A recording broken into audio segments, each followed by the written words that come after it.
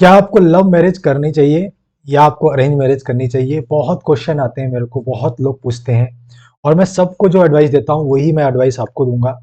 तो आप जरूर सुनिएगा इस एडवाइस को। ये चीज़ नहीं होगी, डेफिनेटली नहीं होगी जी। इसका जवाब डिपेंड करता है रियली आपकी एज क्या है जब आप शादी करने जा रहे हैं।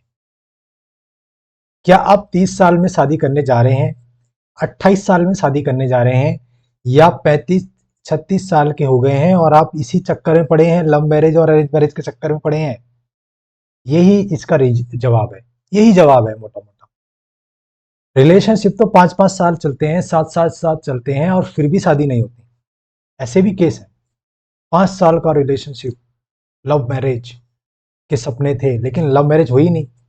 शायद घर वालों ने मना कर दिया, शायद आपस में ही खटपट हो गई, मिसअंडरस्टैंडिंग हो गई और रिश्ता टूट गया। अब जो वो अलग अरेंज मैरिज कर रहा है, ये अलग अरेंज मैरिज कर रहा है। तो डिपेंड करता है कि आपकी एज क्या है, आप जिससे लव करते हैं वो कमिटमेंट कितना स्ट्रांग है, क्या वो सच में मैरिज के लिए लव मैरिज हुई थी, लव हुआ था, या कुछ और था।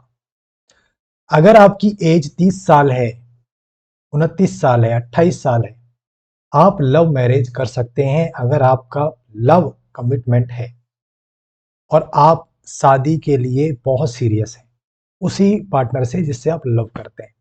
आप कर सकते हैं। आपको इसमें कास्ट थोड़ी बहुत मैच करती हो, जमीन आसमान का फर्क ना हो, आप लव मैरिज कर सकते हैं। यहां पर दूसरी एडवाइस मैं देना चाहूंगा।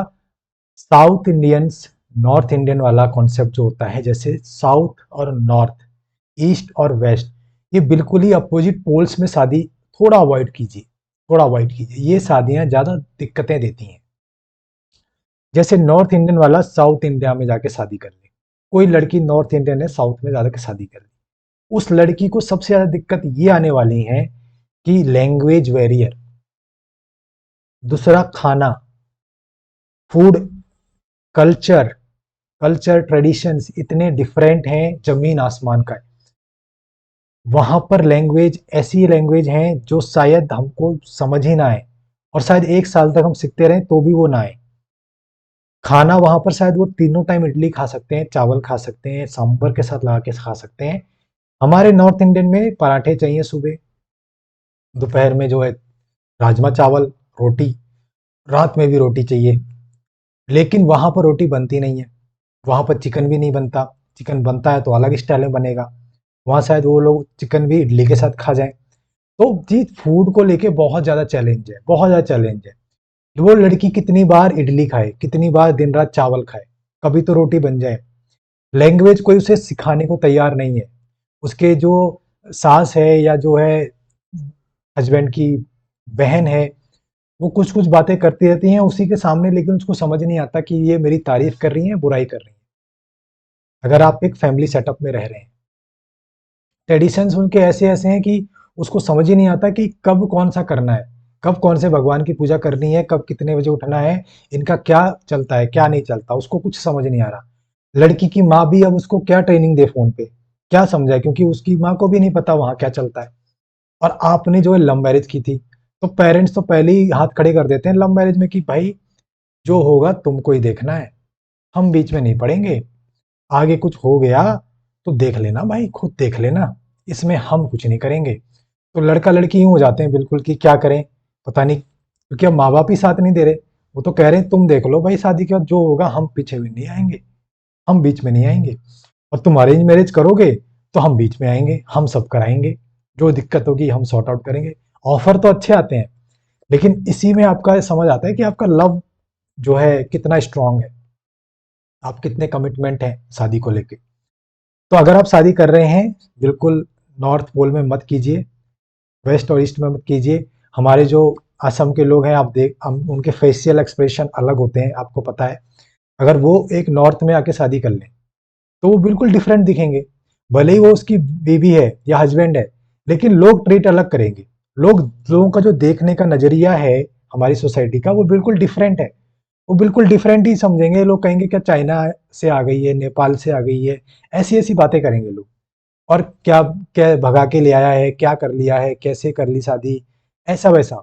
और जो उनके बच्चे होंगे वो भी कोई अलग शक्ल पे जाएगा, कोई अलग शक्ल पे जाएगा, कोई नॉर्थ फेशियल पे चला जाए, कोई अलग फेशियल पे चला जाए, तो बच्चों में भी अलग डिफरेंस, बच्चों को भी देखने का अलग नजरिया।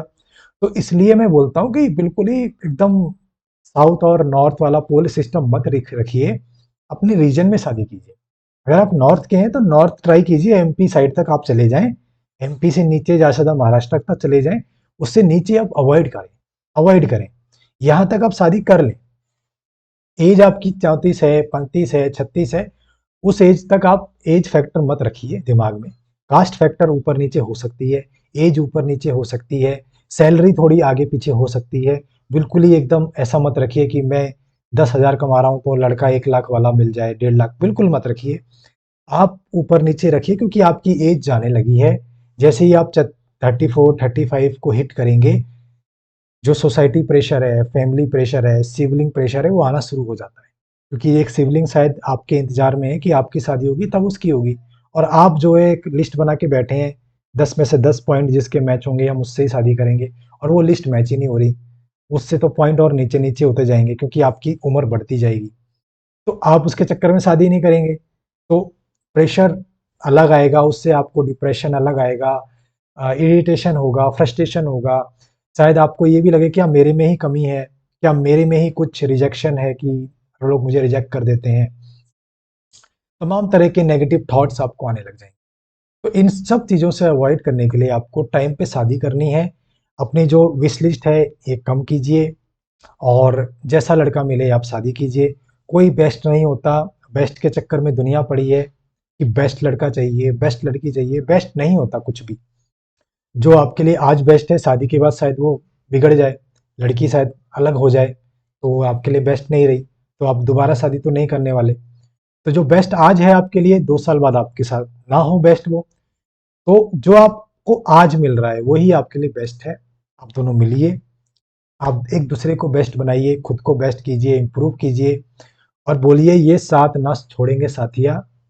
यही हैं हम, एक दूसरे के गाड़ी के पहिए, चाहे वो गड्ढे आए, स्मूथ रोड आए, कच्ची रोड आए, झटके आए, छोड़ेंगे नहीं साथ, एक साथ रहेंगे, और एक दूसरे को बेस्ट बना के रखेंगे, बेस्ट बना के चलेंगे। चाहे सुख आए चाहे दुख आए, साथ नहीं छोड़ेंगे। यही बेस्ट है, यही बेस्ट डेफिनेशन है। तो जो आपको मिल रहा है वही बेस्ट है, और उसको और बेस्ट बनाइए। कोई बेस्ट नहीं है, जो बेस्ट है वो बदल जाता है, फिर वो बेस्ट नहीं रहता, कोई गारंटी नहीं किसी की। 5 साल बाद जो आप थे वो आज नहीं हो, लेकिन 5 साल पहले आप अपने आप को बेस्ट समझते होगे।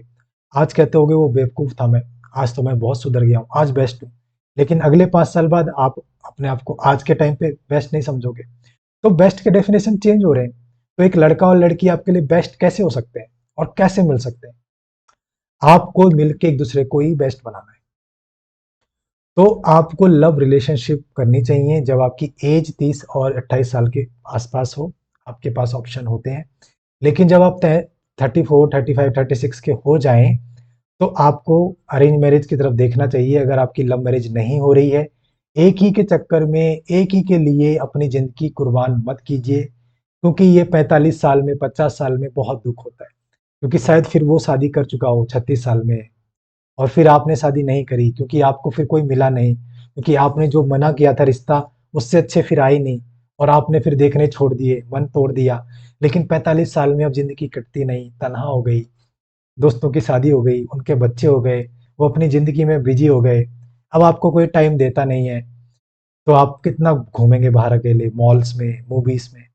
फिर आप किसी डिवोर्सी से शादी करेंगे, कोई ऐसे इंसान से शादी करेंगे जिसकी शादी टूट चुकी हो, छोड़ चुकी हो, कुछ हो गया हो, और फिर आप बहुत खुश रहेंगे, क्योंकि फिर आप कहते हैं हमको जी वो मिल गया जो हम बहुत टाइम से ढूंढ रहे थे, कंपेंशनशिप मिल गई हमको, हमको प्यार ऐसे ही मिल गया। वो वाला प्यार तो नहीं है 30 साल वाला, बट रहने में बहुत आनंद आता है, अकेलापन दूर है। तो ऐसी जिंदगी 45 साल में क्यों करना चाहते हैं? 34 साल में, 34 36 ईयर्स में आप शादी कीजिए।